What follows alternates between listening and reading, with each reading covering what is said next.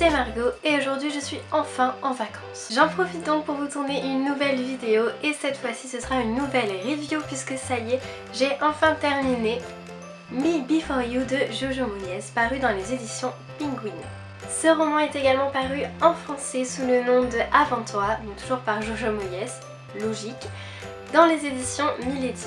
Dans ce roman, nous retrouvons le personnage de Louisa Clark qui a été en fait congédiée de son boulot et qui donc va devoir trouver un nouveau job et qui se retrouve en charge d'un quadraplégique qui s'appelle Will Trainer et c'est leur histoire.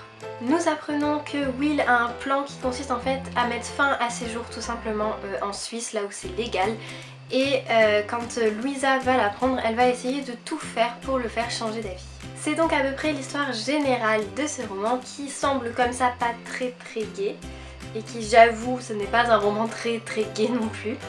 Mais tout de même, j'ai beaucoup aimé ce roman qui m'a vraiment touchée d'une certaine manière. J'ai vraiment adoré le côté psychologique. On en apprend beaucoup en fait sur les épreuves quotidiennes et le calvaire en fait que peut devenir la vie d'un quadraplégique. Et j'ai trouvé ça super intéressant et c'est vraiment touchant parce que oui, Will en fait veut avoir le choix, veut pouvoir faire les choses par lui-même, faire des choix par lui-même, ce que ses proches ne lui laissent plus faire tout simplement par peur. Il lui enlève toute cette capacité de faire des choix alors que toute la vie en général tourne autour de nos choix, nos propres choix et pas ceux que nos parents, nos amis font pour nous.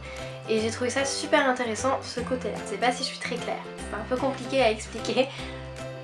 Mais j'espère que vous aurez compris un peu de quoi je veux parler au niveau psychologie des quadraplégiques, tout ça, voilà. J'ai beaucoup aimé aussi la relation qui s'installe entre Louisa et Will. Une relation au départ plutôt professionnelle puisque Louisa est là justement pour s'occuper de Will, elle est payée pour ça, et qui se transforme petit à petit en une relation un peu plus complémentaire je dirais, puisque Louisa aide Will d'une certaine manière, Will aide Louisa en retour d'une autre manière.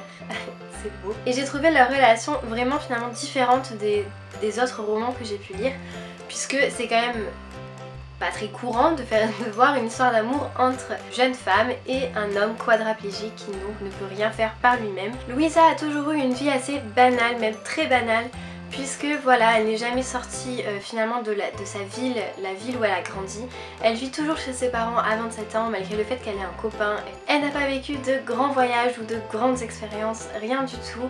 Et Will va lui faire changer toute sa perspective de la vie et j'ai trouvé ça plutôt cool, vraiment. Au contraire, Louisa va montrer à Will que malgré le fait qu'il soit quadraplégique et que oui bien sûr ses mouvements sont limités, tout chez lui est finalement limité maintenant, malgré ça elle va essayer de lui montrer, de lui prouver que la vie a encore quelque chose à lui montrer, quelque chose à lui donner et je trouve que c'est quand même une belle leçon de vie ce roman. On retrouve donc le côté psychologique très présent et finalement pas trop mal exploité dans ce roman, notamment avec un passage du point de vue de Madame Trainer, donc la mère de Will, qui est, mais il m'a touchée.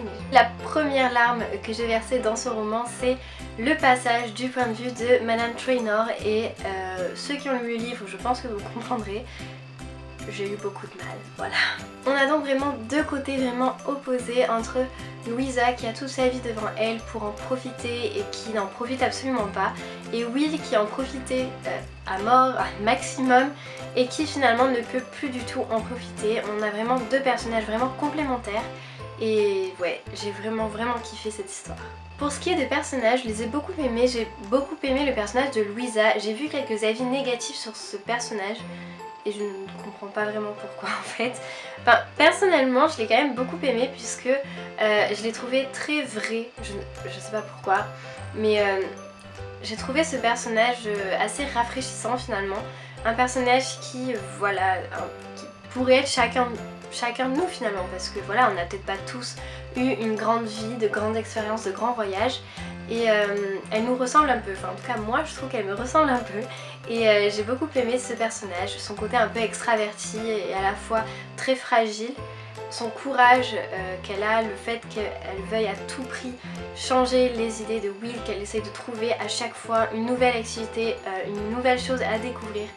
Enfin, je sais pas, j'ai trouvé vraiment ce personnage génial. Je ne sais pas pourquoi. Si vous ne l'avez pas aimé, expliquez-moi et parce que je comprends pas en fait. Pour ce qui est de Will, c'est pareil, j'ai beaucoup aimé. Alors au début il paraît très, mais alors très antipathique. On est en mode genre ok le mec c'est un con, voilà tout simplement, voilà il n'y a pas d'autre mot.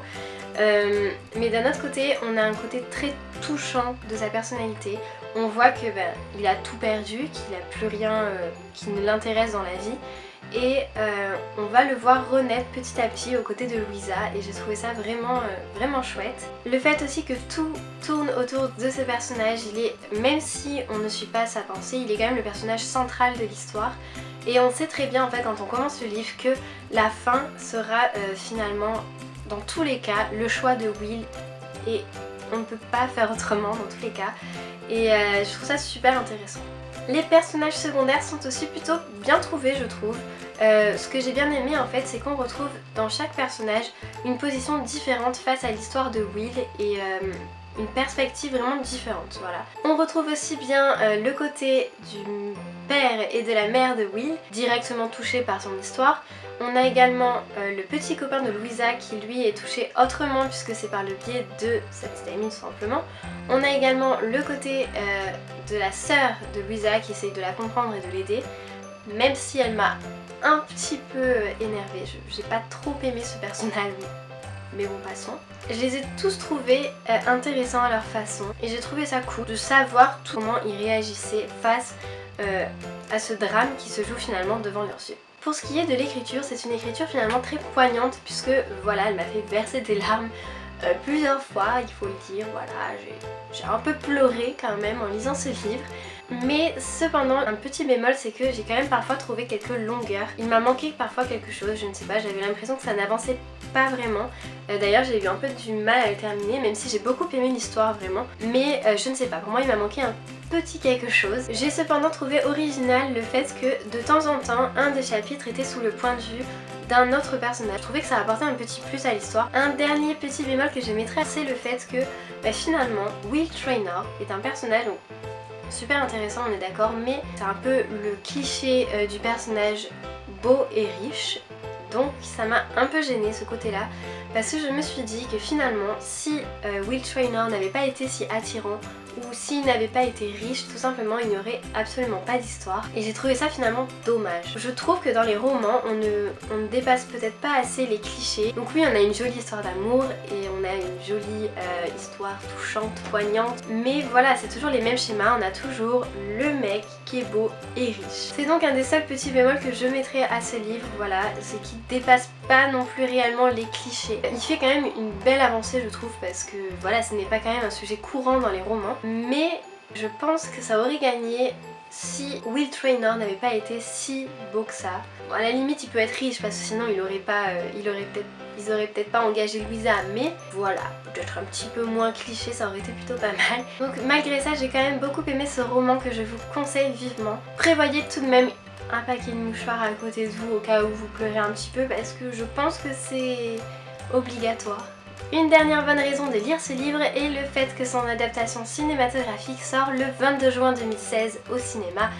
Donc vous n'avez plus aucune excuse pour ne pas le lire. Louisa et Will seront joués respectivement par Emilia Clarke et Sam Claflin. Pour ceux qui ne connaissent pas du tout les noms des acteurs, donc Emilia Clarke c'est celle qui joue Daenerys Targaryen dans Game of Thrones et Sam Claflin c'est celui qui joue Finnick Oder dans Hunger Games tout simplement. Il y a également Matthew Lewis qui jouait Neville Londubat dans Harry Potter. Matthew Lewis c'est mon Graal, voilà.